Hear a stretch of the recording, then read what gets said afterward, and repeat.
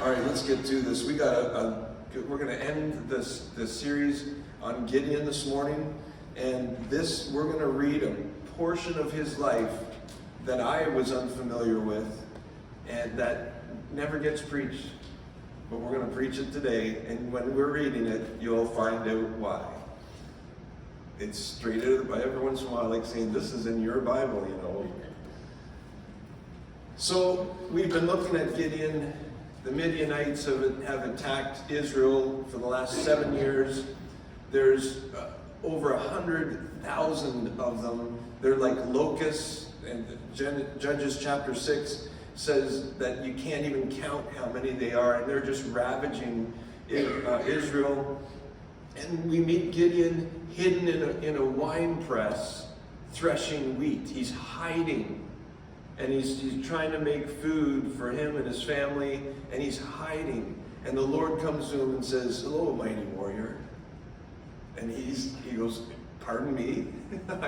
Don't you see me hiding here?" But the Lord sees something different in you than you don't even see it in yourself.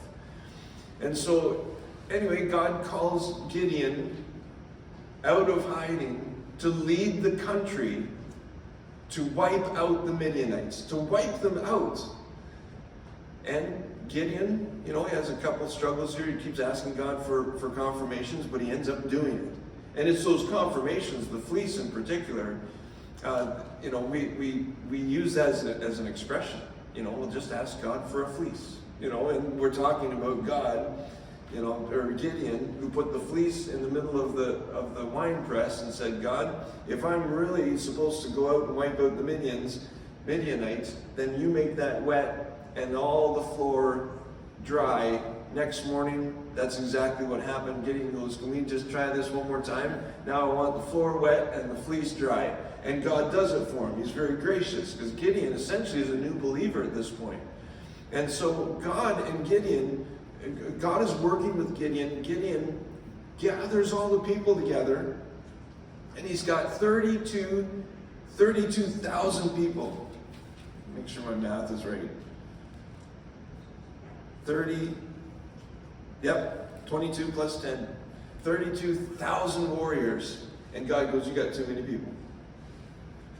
But there's over 100,000 Midianites. Nope, you got too many. Because if you win with these 32,000, they're going to brag that they did it. And you need to give me the glory, because I'm going to win this battle. So God whittles the army down to 300 men. Last week we saw those 300 men freak out the Midianites. They don't even have swords. The 300 Israelites don't even have swords in their hands. They have a torch and a jar. That's it. But they call out, "A sword for the Lord." A sword for the Lord. And what we don't realize till we're reading later is that the swords weren't theirs, they were the Midianites. So as these 300 men are shouting and blowing trumpets, so they have a trumpet and a torch and a jar and no swords, the Midianites start killing each other off. And so last week we saw them being rerouted and killing each other off with the 300 of Gideon's men in hot pursuit. And that's where we're going to catch our text this morning. Judges chapter 7, we're going to slide into chapter 8. We're going to read a lot, but it's like an epic movie, okay? With a tragic ending, just a little. All right.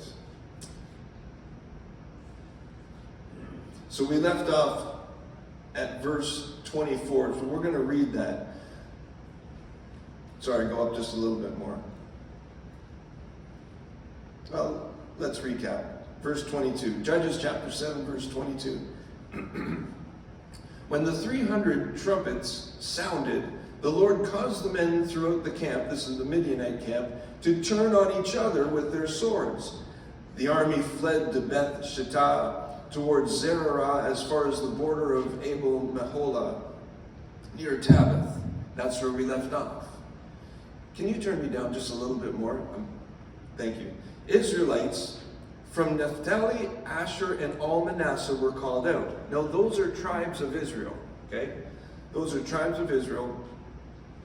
Gideon sent messengers throughout the hill country of Ephraim, saying, "Come down against the Midianites and seize the waters of the Jordan ahead of them as far as Beth-barah." So Ephraim has a special appointment here.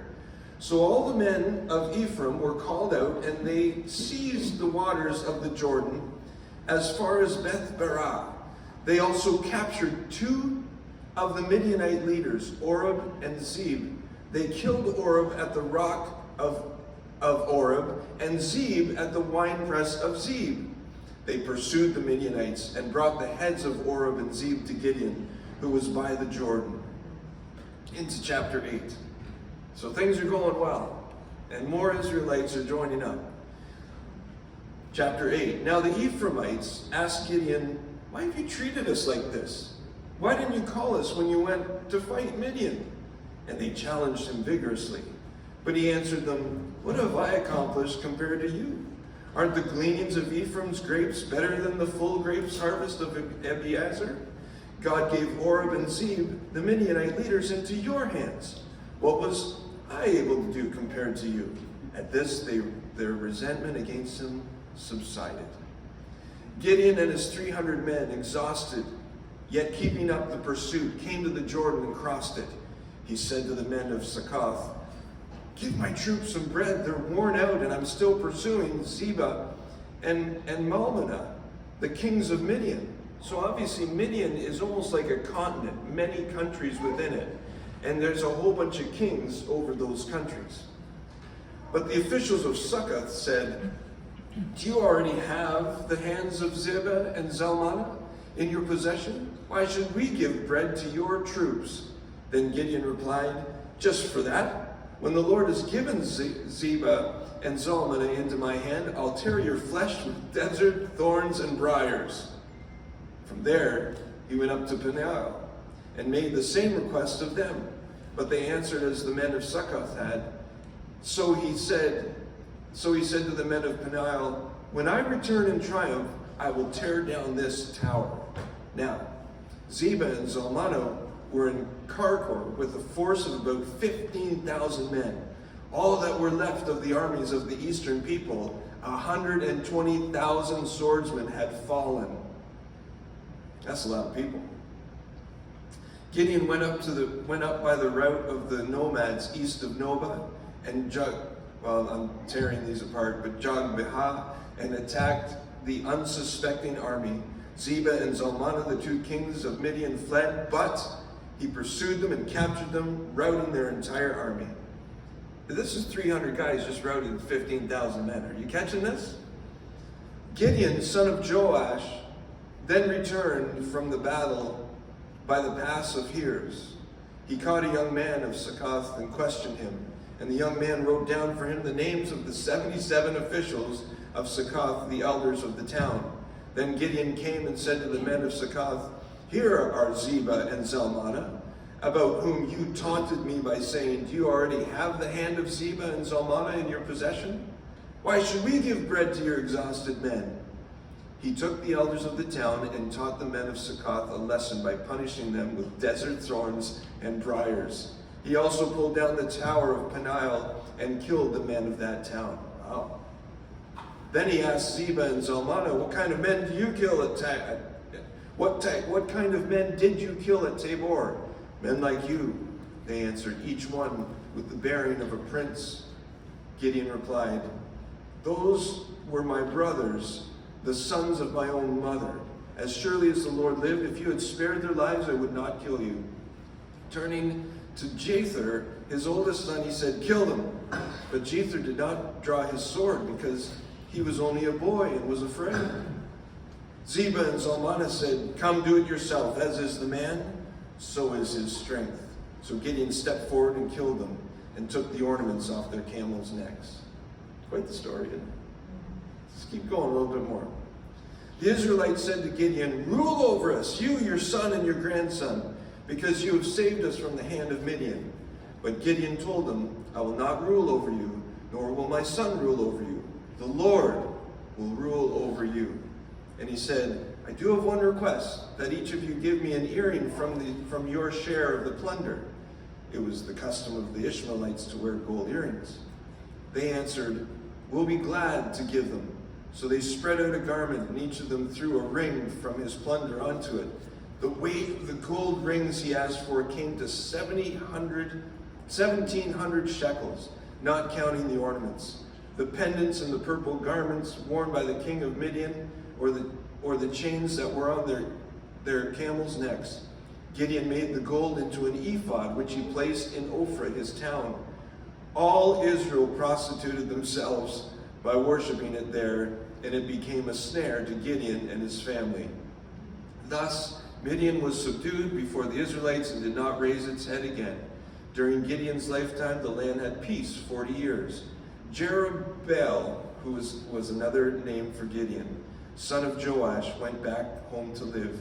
He had 70 sons of his own, for he had many wives.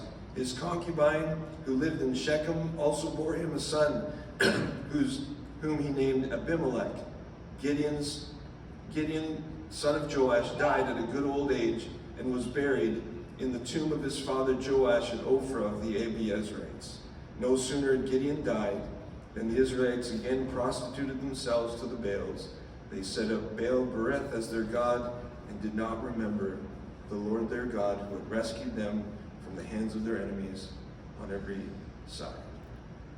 They also failed to show any loyalty to the family of Jerubbaal, that is Gideon, in spite of all the good things he had done for them.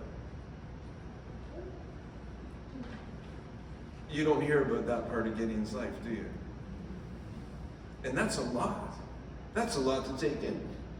While he's with the 300 men, he's getting conflict. He's rescuing Israel, and he's getting conflict from his own countrymen, the Ephraimites. And he settles some of them down, and he gets angry with others the more tired he gets. And you know what chapter 9 is? That one son that's named Abimelech, he ends up deciding that he's going to be the next ruler, and he kills his 70 brothers. So Gideon's left with one heir. I almost titled this message, It's Never Easy. But I'm titling it, Do What You Can. Do what you can. This is in the Bible on purpose. But the problem is, we don't like to go to these stories. You gotta watch the preachers that are always preaching positive stuff. I mean, always.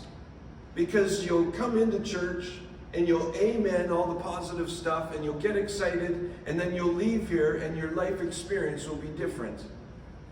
And all of a sudden you think God has failed you because the promises that I just heard on Sunday aren't happening in my life. And so this is, believe it or not, this is an encouragement to you that life is tough. Life is tough. Your prize for winning a battle is another battle. And again, these are the parts of the Bible that we don't hear about. But the question is, in your hard life, in this hard life, what are you able to do?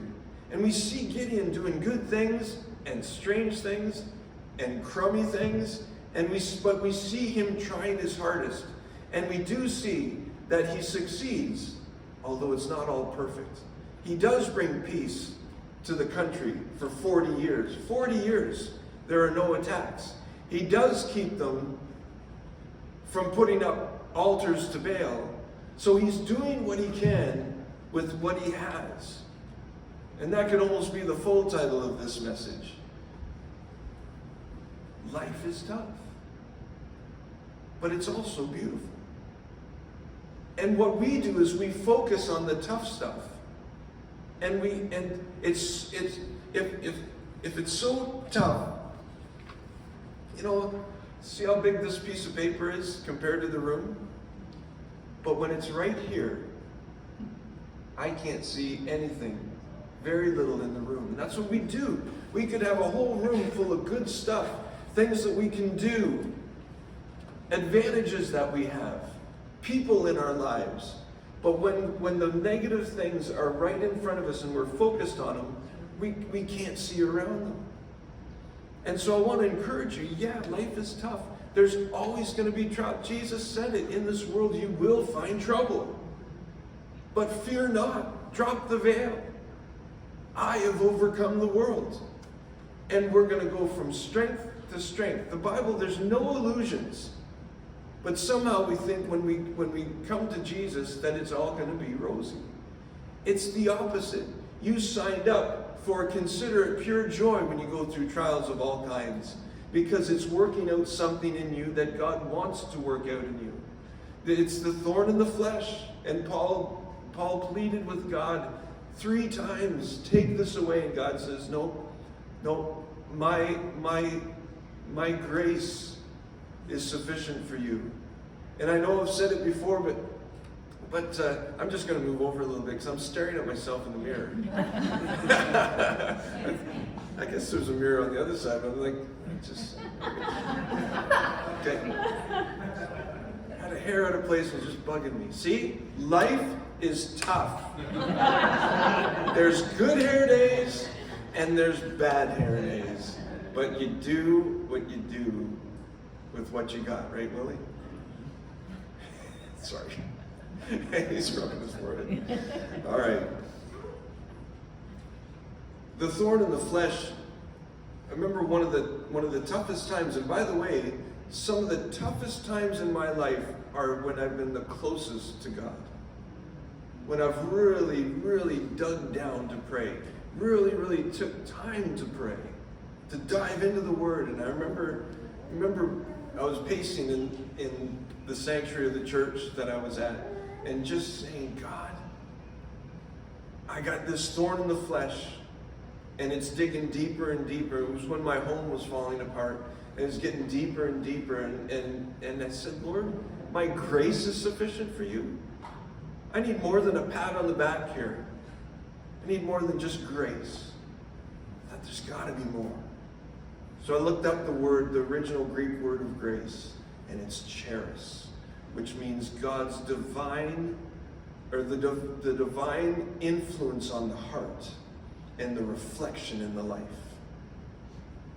There's something about the thorn in the flesh, the troubles and trials that you have, that allow God to influence your heart if you let Him.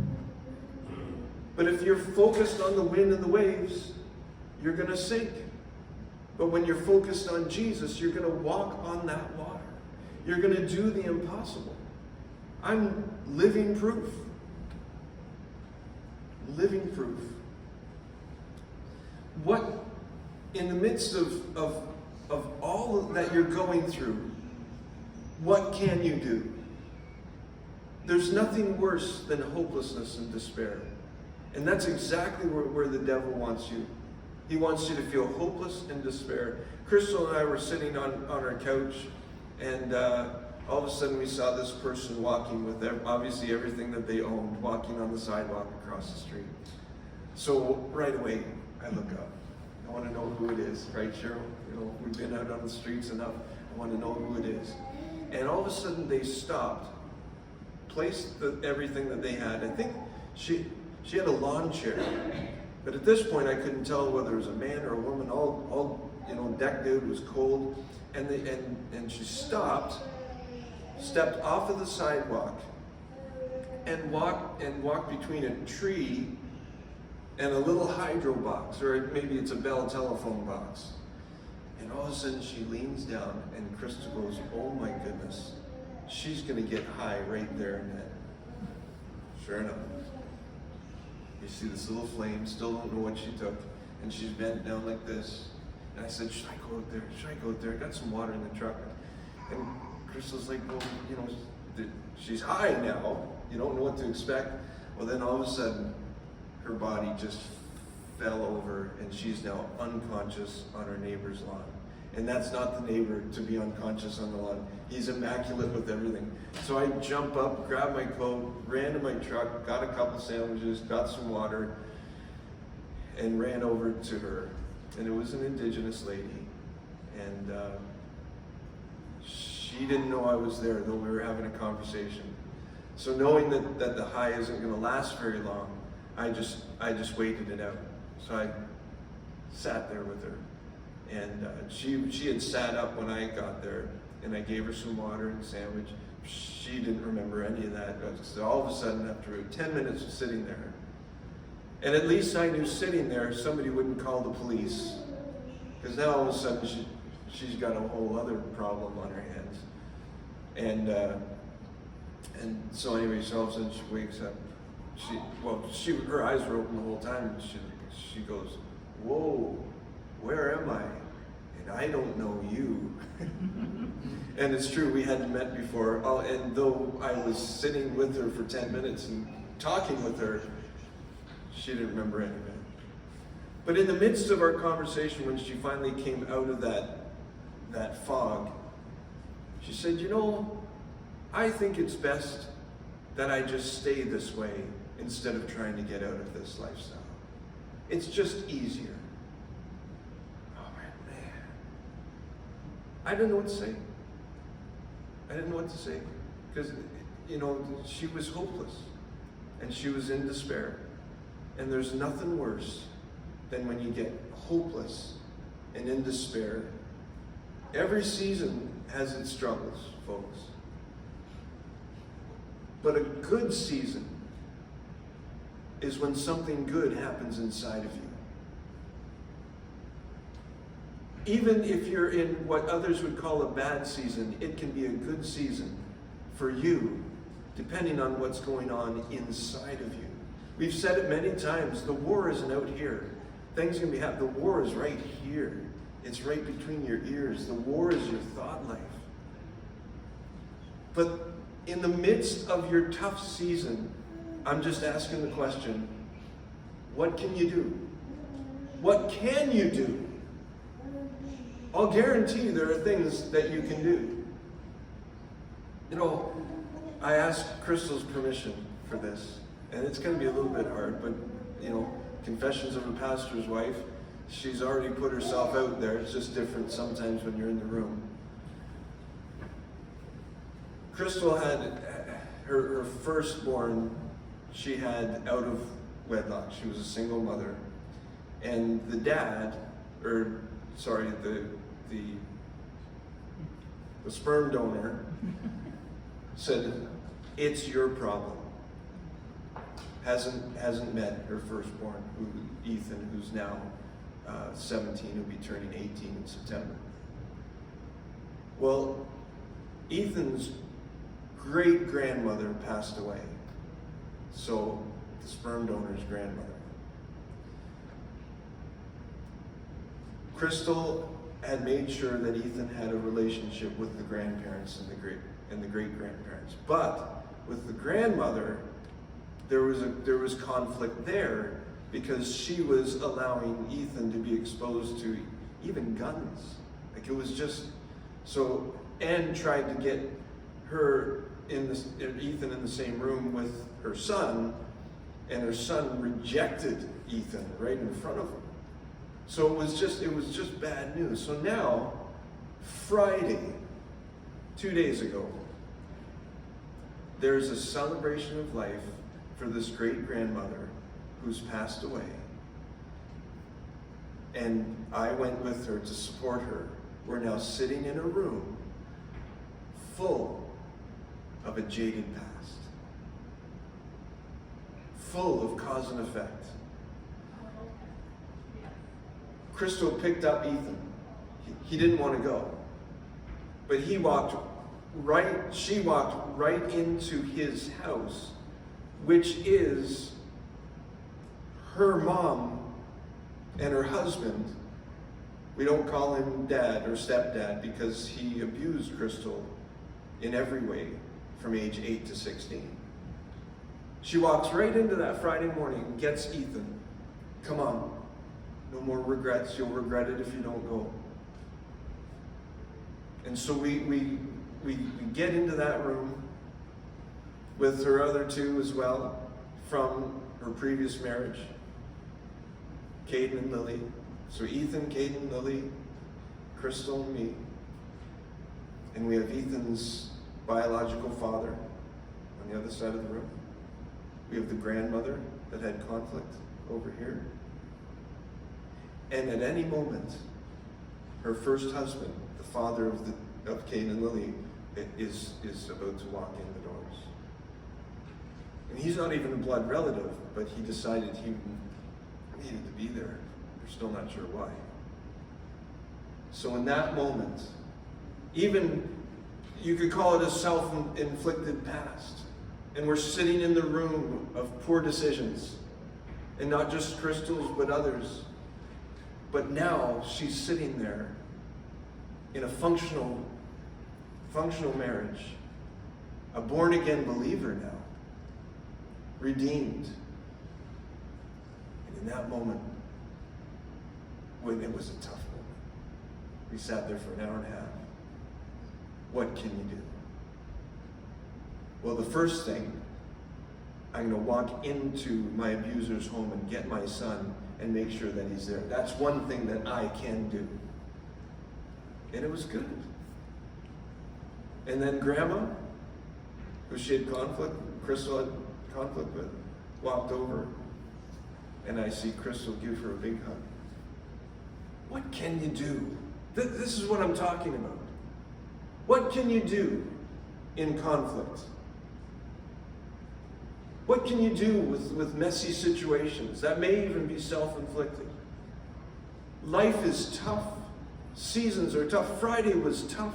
But the question in that moment is, what can you do?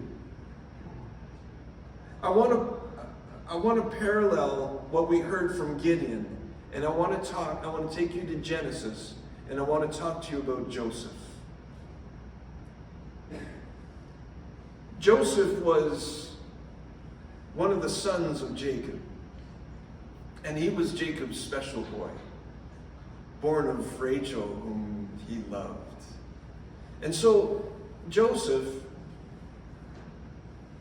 I won't go into detail, but his brothers didn't like him. End up throwing him in a pit and essentially leaving him for dead. But instead, one of the oldest brother, he has mercy on him and says, don't do that, let's just sell him into slavery. So Joseph is now sold into slavery by his own brothers. That's a bad season. But what does Joseph do as we keep reading? All of a sudden, Joseph is in charge of his slave master's house. Everything that the slave master owns is under his care. What can you do? I was sold into slavery. Okay, well that can become your identity and you can act like a slave. Or you can allow that moment, because resistance makes you stronger. It's the resistance of the weight that is used to build the muscles. Well, the slave owner's wife takes a liking to the young, handsome Joseph, and essentially entraps him. When he declines her sexual advances, she gets upset and she starts calling out that he raped her. So now Joseph gets thrown into prison. Thrown into prison, doing something righteous. What does Joseph do? As we keep reading, all of a sudden he's in charge of the prison. What can you do? What can you do? What's your slave experience? What's your prison experience? So then Joseph, he ends up interpreting a dream for a cupbearer and a baker. And the baker, and he says, when you get reinstated, the baker's going to get executed. That was the interpretation of that dream. And the cupbearer was going to get back into the palace right beside Pharaoh. to serve him his meals and his drink again. And Joseph says to the cupbearer, hey, I've interpreted these dreams for you. Would you remember me when you get to the palace? Absolutely, no problem at all. He's forgotten for 2 years until Pharaoh has a dream. And then the cupbearer goes, there was a guy in the prison who interpreted one of my dreams. And so Pharaoh sends people to send for Joseph and let's go. And Joseph goes, I can interpret your dream by the power of God. Joseph was in charge of the prison, but he was still gracious enough to serve those he was in charge of. Now, there are going to be situations that will possibly, potentially change you. And I want to tell you, don't let it. When you're in slavery, don't let it change who you are. When you're in charge of whatever it is, don't let it change who you are. Because if he wasn't still humble enough to interpret the cupbearer's dream, then he's not interpreting Pharaoh's dream later on. No matter where you are, no matter what season you're in, don't let it change who you are. I started thinking about my journey and how I've been way up and I've been way down. And I think I can say, though I've had really good seasons and really bad seasons, I've been consistent through it all. I've been consistent through it. Some of those seasons almost changed me. It almost did. But when I was the lead pastor of the most vibrant church in the city, and on boards of the villa and board of Loads of Love and police chaplain and going to all these city meetings and I remember I'd walk around the church going, this place really needs a leader. Just not acknowledging, not I'm the king, I'm the leader. No. And now here I am. Renting space. Some people would say this is a humbling experience for me. No. I'll preach to you the same way I preach to hundreds of people. Don't let it change you. Don't let it change you. Things are fertilized in stinky places. You can put that, you can quote me on that, tweet that, or whatever the kids are doing nowadays. Things grow and are fertilized in stinky places. God has your attention. So the question isn't, are you going through a bad season or is a bad season coming? Yes. Do you remember Jesus said? In fact, it always bothered me when Jesus in Matthew 6 talked about worrying. And he said, don't worry about what you'll eat or what you'll wear. The heathen do that.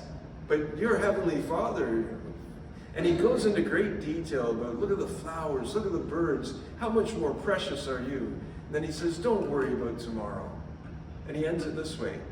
Tomorrow's got enough problems on its own. It's like, Jesus, you were doing so well. But that's the honest truth. There's gonna be trouble. No weapon formed against you will prosper. That says that a weapon's going to be formed against you. But it also says that it's not going to prosper. Who you are should supersede what is happening to you. Who you are, your character, your identity should supersede anything that happens to you. Jesus, during John chapter 2, and it was a good day. He was doing miracles and doing amazing things, and everybody in Jerusalem was going, this guy's amazing. And it says he did not entrust himself to man's opinion because he knew what was in a man. And the reason he could do that is because the page before, he's baptized. And we know from the Gospel of Matthew that when he was baptized, he heard the voice of the Father saying, "That's my Son, in whom I'm well pleased." And if you can grasp, boy, I've said this hundreds of times now. If you can grasp the Father saying to you, "That's my girl, that's my boy," then no other opinion will matter. No other situation will matter. If you can just grasp it. And I know that when being a father, my kids have done some stupid things. My kids have disobeyed me on some pretty major topics. And I've been frustrated. But my love for them, sometimes I think when they're doing the stupid things, my love for them goes up.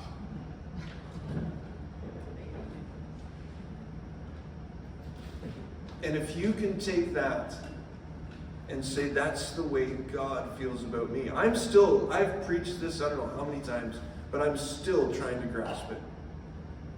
That God's heart for me, especially when I've done a stupid thing, but to still know that God loves me. You know, I know a lot of the stories in this room, and I know that you're going through hell, right? Don't let it change you. When I'm out with my street friends, with my rock friends, quite often, and there's one guy in particular, he is very giving and generous, but he gets robbed all the time. He's got no fixed address.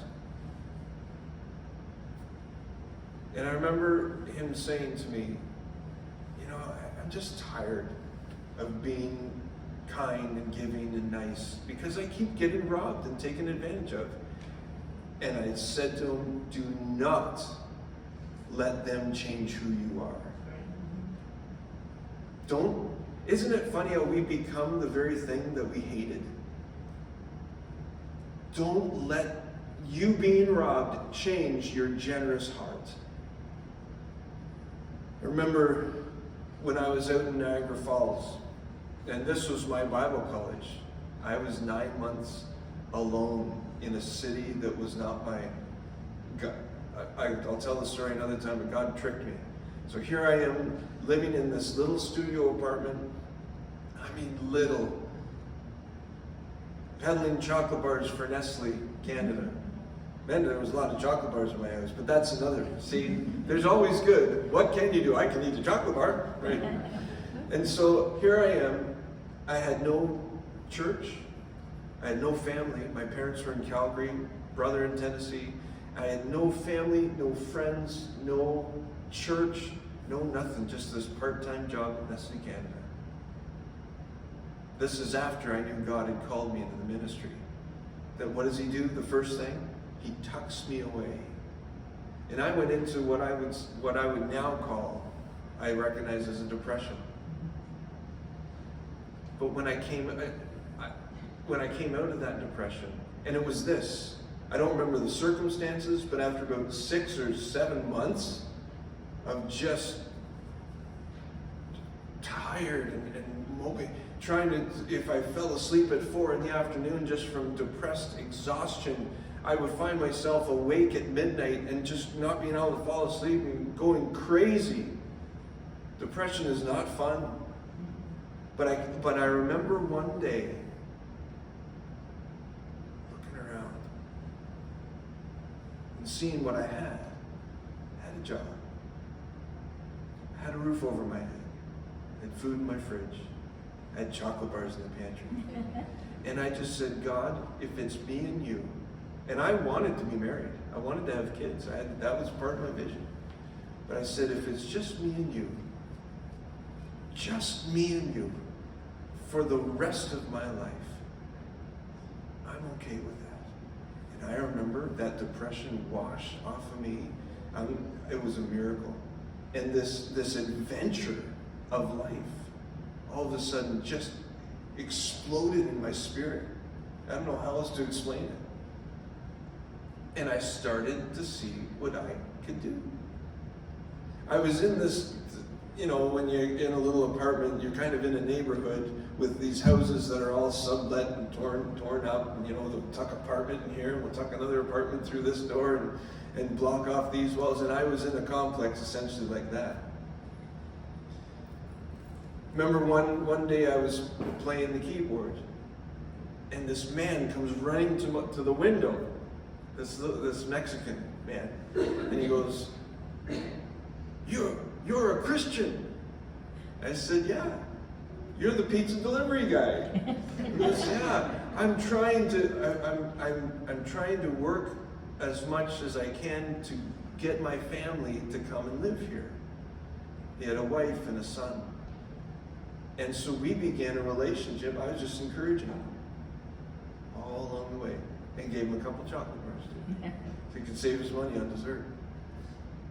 There was another couple across the driveway upstairs. Mike and Penny were their names. And they were moving.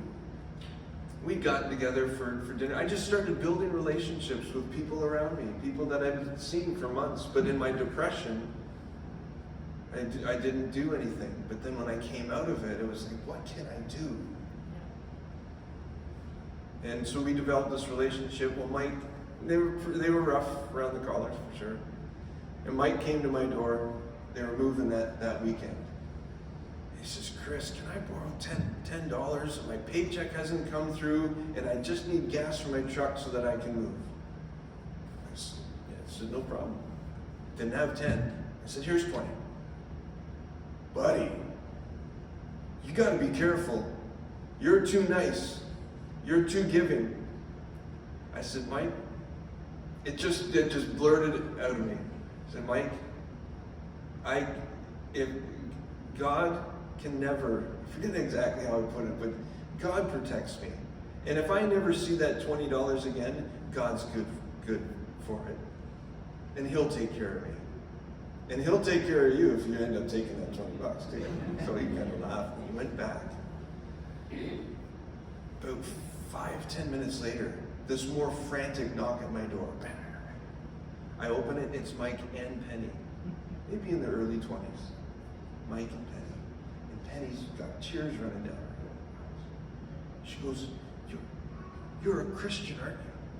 I said, yeah. Mike came back and told me what you said, and I recognized that because I've gone from foster care to foster care to foster care, and there was one Christian family, and they talked with the same way that you talked. They ended up moving, and that evening I went to their new apartment, and she gave her heart to the Lord. Amen. What can you do? What can you do? What do you got? Stop looking at what you don't have. Stop looking at what you aren't able to do.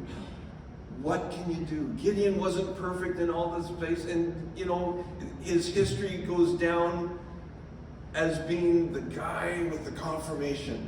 He's a hero. But we read the rest of his story, it's tough. And the generations after, life is tough. But be a Joseph. Rise up to run the slave quarters. Rise up to run the prison that you're in. What can you do? And a lot of it is going to be being kind to the people around you. Being Jesus to them. Life is tough. Do what you can. Let the resistance make you stronger. Don't let your trials change who you are. And partner with the Lord. I've been harping on that for a long time now. Partner with the Lord. You don't have to do this on your own. Gideon said, you deplete your army because you won't need all those people. You just need me. And we're gonna see the victory. We are gonna see the victory. And then you'll go into another battle, but you'll see a victory there. Then you go into another battle. Life is never easy. But what can you